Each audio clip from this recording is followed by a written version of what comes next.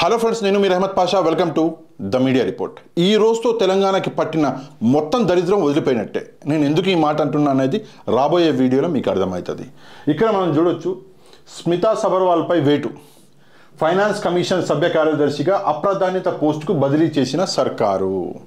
ఈ స్మితా సబర్వాల్ మేడం ఎవరు అన్నది మనలో చాలామందికి ఎరికే ఉంటుంది. తెలవని వాళ్ళ కోసం ఒక్కసారి చెప్తా. ఈమె ఒక ఐఏఎస్ ఆఫీసర్. ఇక్కడ మనం చూడొచ్చు, ఈరోజు ఆంధ్రజ్యోతి న్యూస్ పేపరు ఈమె స్మితా సబర్వాల్, ఈ మేడం మంచిగా చూసుకోండి. కాకపోతే ఇక్కడ హెడ్డింగ్ ఏమొచ్చింది, స్మితా సబర్వాల్పై వేటు. కానీ ఇక్కడ చూడండి, ఇంపార్టెంట్ న్యూస్, 23 మంది ఐఏఎస్ల బదిలీ. ఏం రావాలి ఇక్కడ హెడ్డింగు, 23 మంది ఐఏఎస్ ఆఫీసర్ల బదిలీ అని రావాలి. కానీ ఆ న్యూస్ పక్కన పడేసి ఒక్క ఐఏఎస్ ఆఫీసర్ స్మితా సబర్వాల్పై వేటు అన్న న్యూస్ పెద్దగా వేసిండు. ఎందుకు వేసిండు అంటే, ఈమె తెలంగాణలో, ఇండియాలో అవునా కాదా నాకు తెలియదు కానీ తెలంగాణలో మోస్ట్ కాంట్రవర్షియల్ ఐఏఎస్ ఆఫీసర్ ఈమె. ఎందుకు నేను ఈ మాట అంటున్నా అంటే, ఇక్కడ చూడండి, స్మితా సబర్వాల్ గారి గురించి ఒక క్లారిటీ. బీఆర్ఎస్ ప్రభుత్వంలో స్మితా సబర్వాల్ చాలా కాలం పాటు సీఎంఓ కార్యదర్శిగా పనిచేసిన విషయం తెలిసిందే. చీఫ్ మినిస్టర్ ఆఫీసులో కార్యదర్శిగా పనిచేసింది ఎక్కడ, బీఆర్ఎస్ ప్రభుత్వంలో. అది కాకుండా ఆ ప్రభుత్వం ప్రతిష్టాత్మక పథకమైన మిషన్ భగీరథకు ఆర్డబ్ల్యూఎస్ విభాగానికి అదనపు బాధ్యతలు నిర్వహించారు. అదనపు బాధ్యతలు మిషన్ భగీరథలో కూడా పనిచేసింది మేడం. అది కాకుండా సాగునీటి పారుదల శాఖ ప్రత్యేక కార్యదర్శి రజత్ కుమార్ పదవి విరమణ చేయగానే ఆ శాఖ కార్యదర్శిగా అదనపు బాధ్యతలు చేపట్టారు. సాగునీటికి కూడా మేడం కార్యదర్శిగా అదనపు బాధ్యతలు. అంటే ఒక్క ఐఏఎస్ ఆఫీసర్కి మూడు బాధ్యతలు ఇచ్చిండు కేసీఆర్ గారు. కేసీఆర్ గారు అనడం కంటే కేటీఆర్ గారు అనొచ్చు. ఎందుకంటే కేటీఆర్ గారే ఇచ్చినట్లు అప్పుడు కొంచెం ఒక టాక్ నడిచింది. సరే, ఇక్కడ చూడండి, ఆ శాఖ కార్యదర్శిగా అదనపు బాధ్యతలను చేపట్టారు. ఇలా కీలక బాధ్యతలు నిర్వహించి ముఖ్యమైన అధికారినిగా వెలిగారు. తెలంగాణలో ముఖ్యమైన అధికారిని ఐఏఎస్ ఎవరు అంటే స్మితా సబర్వాల్ అనేది అప్పుడు బాగా వెలిగింది మేడం. కానీ కాంగ్రెస్ ప్రభుత్వం అధికారంలోకి వచ్చిన తర్వాత స్మితా సబర్వాల్ విషయంలో కొన్ని వివాదాస్పద వార్తలు వెలువడ్డాయి. ఆమె కేంద్ర సర్వీసులకు వెళ్తున్నారన్న ప్రచారం జరిగింది. సాగునీటి పారుదల శాఖ మంత్రి ఉత్తమ్ కుమార్ రెడ్డి నిర్వహించిన సమీక్షా సమావేశానికి ఆమె హాజరు కాకపోవడం వివాదాస్పదం అయింది. ఆ నేపథ్యంలో స్మితా సబర్వాల్ ట్విట్టర్ ద్వారా ఒక ప్రకటన చేశారు. తాను కేంద్ర సర్వీసులకు వెళ్ళడం లేదని, కొత్త ప్రభుత్వం ఏ బాధ్యతలు అప్పగించినా నిర్వహిస్తానని, తెలంగాణ రాష్ట్ర క్యాడర్ అధికారినిగా గర్విస్తున్నానని ట్వీట్ చేశారు. కానీ కాంగ్రెస్ ప్రభుత్వం ఆమె పట్ల మొదటి నుంచి కొంత ఆగ్రహంతోనే ఉంది. అందుకే ఈసారి వేటు వేసి ఎలాంటి ప్రాధాన్యత లేని రాష్ట్ర ఫైనాన్స్ కమిషన్ సభ్య కార్యదర్శిగా నియమించింది.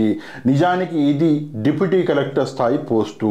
గ్రామ పంచాయతీలకు నిధులను సిఫారసు చేయడం తప్ప ఎలాంటి కార్యకలాపాలు ఉండవు. ఎవరినైనా లూప్ హోల్లో పెట్టాలంటే ఇలాంటి పోస్టుల్లో నియమిస్తారు. ఇప్పుడు స్మితా సబర్వాల్ను కూడా ఈ స్థానానికి పంపడం ద్వారా లూప్ లైన్లో పెట్టినట్లయింది. ఇప్పుడు విషయం ఏంటి అంటే, స్మితా సబర్వాల్ ఐఏఎస్ ఒక వెలిగింది బీఆర్ఎస్ ప్రభుత్వంలో. కానీ కాంగ్రెస్ ప్రభుత్వంలోకి రాగానే ఆమెని ఒక డిప్యూటీ కలెక్టర్ స్థాయి పోస్టులో పడేసి లూప్ లైన్లో పెట్టేశారు. ఏంది లూప్ లైన్ గోళ అంటే, ఒక ఐఏఎస్ అధికారిని పొమ్మని లేక పొగబెట్టడం. ఇది ఆమెని సస్పెండ్ చేయలేరు, తీసి పడేయలేరు, లేదా సెంట్రల్కి అని చెప్పేసి అనలేరు. ఏం చేస్తారు అంటే ఏదో పనికిరాని పోస్ట్ ఇచ్చేస్తారు. కాకపోతే ఇంతకుముందు ఇక్కడ మనం చూడొచ్చు, ఒక ఇది నడిచింది. ఏంటంటే ఈమె సెంట్రల్కి పోతుంది, తెలంగాణ క్యాడర్ వదిలేసి సెంట్రల్ క్యాడర్కి పోతుంది అని చెప్పేసి చాలామంది అన్నారు. కానీ లేదు నేను పోతలేను అని ఆమె ట్వీట్ చేసింది. ఎందుకు మన కాంగ్రెస్ ప్రభుత్వానికి స్మితా సబర్వాల్కి చెడింది అంటే, ఇక్కడ కొంచెం ఇంటలెక్చువల్గా ఆలోచించాలి. మీరేదో కమెంట్లు పెట్టి నన్ను తిడితే కాదు, విషయాన్ని కొంచెం అర్థమయ్యేటట్లు ఆలోచించండి. స్మితా సబర్వాల్ ఒక ఐఏఎస్ ఆఫీసరు. ఐఏఎస్ ఆఫీసర్ పని ఏంటి అంటే ప్రభుత్వంతో కలిసి ప్రజలకి మంచి చేయడం. ఇది ఐఏఎస్ ఆఫీసర్ పని. కాకపోతే మేడం ఏం చేసింది అంటే, ప్రభుత్వంతో కలిసి పనిచేయడం కాకుండా బీఆర్ఎస్తో కలిసి పనిచేస్తా అన్నట్లే ఒక సిగ్నల్ ఇచ్చింది. ఎందుకంటే బీఆర్ఎస్ ప్రభుత్వం పోయింది, తెలంగాణలో కాంగ్రెస్ ప్రభుత్వం వచ్చినాక ఈమె ఏంటి పోస్టు అంటే కార్యదర్శి, సీఎంఓ కార్యదర్శి. ఈమె పనింది తెలంగాణలో అందరికంటే ముందు వచ్చి సీఎంని కలవాల్సిన పని ఈమెదే, ఎందుకంటే ఈమె కార్యదర్శి కాబట్టి. కానీ ఆమె రాలే. అదే కాకుండా నీటిపారుదల శాఖ మంత్రి ఉత్తమ్ కుమార్ రెడ్డి గారు రివ్యూ మీటింగ్ పెట్టారు. నీటిపారుదల శాఖ కార్యదర్శి ఈమె ఆ మీటింగ్ కూడా పోలే. అందువల్ల కాంగ్రెస్ ప్రభుత్వానికి ఈమెకి చెడింది. అది కాకుండా ఇక్కడ ఒక చిన్న విషయం మనం గుర్తుపెట్టుకోవాలి. ఏంటి అంటే, కాళేశ్వరంలో కేసీఆర్ కొన్ని వేల కోట్లు తిన్నాడు అని చెప్పేసి కాంగ్రెస్ ప్రభుత్వం ఎప్పటి నుంచో ప్రచారం చేస్తూనే ఉంది. ఆ ప్రచారాన్ని ప్రజలు నమ్మిర్రు, బీఆర్ఎస్ని తీసి పక్కన పడేసారు, కాంగ్రెస్ పార్టీ వచ్చింది. అయితే ఆ వేల కోట్లు తిన్నాడు కేసీఆర్ అని ఎట్లా నిరూపించాలి అంటే, కేసీఆర్ అయితే పోయిండు ఇంటికి. ఆ కేసీఆర్ కింద పనిచేసిన ఐఏఎస్ ఆఫీసర్ని పట్టుకుని పిండితే అందరినీ ఆ నిజాలు బయటపడతాయి. అందుకే ఏం చేసిండు ఉత్తమ్ కుమార్ రెడ్డి గారు రివ్యూ మీటింగ్ పెట్టాడు. ఆ రివ్యూ మీటింగ్లో కార్యదర్శి అయిన ఈమె రాలేదు. ఈమెను బట్టి పిండితే మొత్తం బయటకు వస్తుంది అని చెప్పేసి ప్లాన్ చేశారు. ఇవి తప్పించుకున్నది. అట్లా తప్పించుకుంటూ తిరిగింది. అసలు ప్రభుత్వ ప్రోగ్రాంలకి అసలు అటెండే కాలే. ఏదో ఒక ప్రోగ్రామ్, మన సీతక్క గారితో ఒక ప్రోగ్రామ్ అనుకుంటా, దానికి అటెండ్ అయింది. అది కాకుండా వేరే ఏ ప్రోగ్రాంలకి అటెండ్ కాలే. అయితే ప్రభుత్వానికి దొరకకుండా తిరిగి లాస్ట్కి ఇక్కడ ఉన్న కాంగ్రెస్ గవర్నమెంట్కి కోపం వచ్చింది. ఒక ఐఏఎస్ అధికారిని అయి ఉండి ఈమె ట్వీట్లు చేస్తుంది, అన్నీ బాగానే ఉన్నాయి, వస్తలేదు, కలుస్తలేదు, అసలు ప్రోగ్రాంలలో, గవర్నమెంట్ ప్రోగ్రాంలలో పార్టిసిపేషన్ చేస్తలేదు, ఏంది కథ అని చెప్పేసి కోపం వచ్చి తీసుకుపోయి పనికిరాని ఒక పోస్ట్ ఇచ్చేసారు, లూప్లైన్లో పడేసారు. ఒక వెలిగిన స్మితా సబర్వాల్ని తీసుకుపోయి డిప్యూటీ ఐఏఎస్ డిప్యూటీ కలెక్టర్ పోస్ట్కి ఇచ్చి పడేశారు. వేరే దారి ఏడుంది?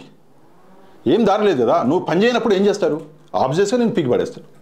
అండ్ ఇంకో విషయం, ఇది చాలామంది అనుకున్నారు ఒక జమాన్లో, ఏంటంటే కాళేశ్వరంలో కేసీఆర్ అవినీతి చేసిండు, ఆ అవినీతిలో స్మితా సబర్వాల్ హస్తం కూడా ఉంది అని చెప్పేసి కొన్ని టాక్స్ వచ్చినప్పుడు, ఇక ఎవరన్నారు ఏమన్నారు నాకైతే గుర్తులేదు, టాక్స్ వచ్చినాయి, అది గుర్తుంది. అయితే ఆ విషయానికి భయపడి ప్రస్తుతం కాంగ్రెస్ ప్రభుత్వం ఆమెను పట్టుకుంటుంది, ఆమె చేసిన అవినీతిని పట్టుకుంటుంది అని చెప్పేసి భయపడి ఆమె ప్రభుత్వ ప్రోగ్రాంలకి రాకుండా ప్రభుత్వానికి కొంచెం డిస్టెన్స్ మెయింటైన్ చేస్తున్నది అని కూడా ఒక టాక్ ఉంది. అందులో నిజాలెన్నో అబద్ధాలెన్నో నాకు తెలియదు. అయితే ఇక్కడ విషయం చూడండి, ఇక్కడ స్మితా సబర్వాల్ గారు కాకుండా 23 మంది ఐపీఎస్ల బదిలీలు కూడా అయినాయి. ఇందులో ఐఏఎస్ల 13 మంది అధికారులు, ఐఏఎస్లు కూడా బదిలీ అయినారు, ఐపీఎస్లు కూడా బదిలీ అయినారు. అయితే చాలామంది అధికారులు బదిలీ అయినారు. కానీ నేను ఇందాక చెప్పినట్లు హైలైట్ అయింది మాత్రం మన మేడం గారే. దీని గురించి మీరేమనుకుంటున్నారు? ఒక ఐఏఎస్ అధికారి బాధ్యత ఏంటి, ప్రభుత్వం బాధ్యత ఏంటి, కాంగ్రెస్ ప్రభుత్వం ఈరోజు ఈమె పట్ల చేసిన ఈ పని కరెక్టా కాదా, దీని గురించి మీరు ఏమనుకుంటారో తప్పకుండా కామెంట్ చేయండి, లైక్ చేయండి, షేర్ చేయండి. తప్పకుండా ఛానల్ని సబ్స్క్రైబ్ చేసుకుని ఆ బెల్ ఐకాన్ని ప్రెస్ చేయండి. చాలామంది చేసుకుంటున్నారు సబ్స్క్రైబ్ అని, బెల్ ఐకాన్ని ప్రెస్ చేస్తారు, తప్పకుండా ప్రెస్ చేయండి. నెక్స్ట్ వీడియోలో మళ్ళీ కలుద్దాం. అంతవరకు థ్యాంక్ యూ వెరీ మచ్. జై హింద్.